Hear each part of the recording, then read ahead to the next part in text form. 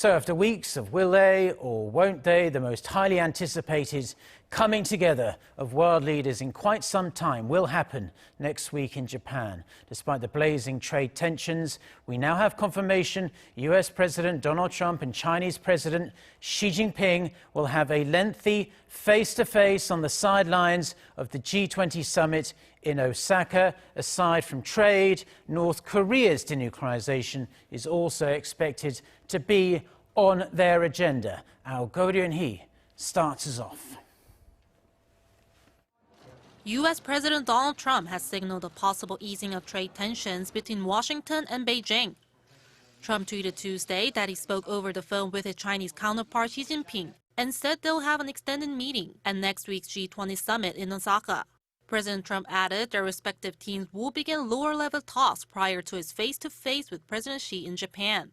Speaking to reporters on the same day, White House economic advisor Larry Kudlow declined to provide details on the specifics of the preparations, but emphasized that Beijing must make structural changes for a trade deal.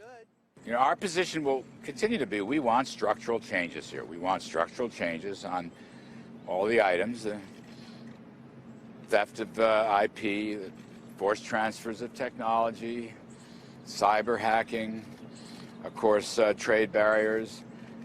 We've got to have something that's enforceable. China's state broadcaster CCTV also announced that President Xi is ready to meet Trump in Osaka to exchange views on China-U.S. relations.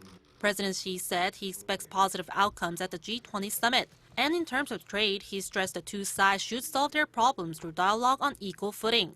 This comes after the world's biggest economies have put tariffs on around $360 billion worth of each other's goods since last year.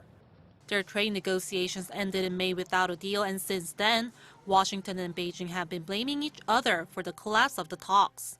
Presidents Trump and Xi are also expected to discuss issues related to the Korean Peninsula, such as North Korea's denuclearization, because the G20 meeting will fall a week after President Xi travels to Pyongyang.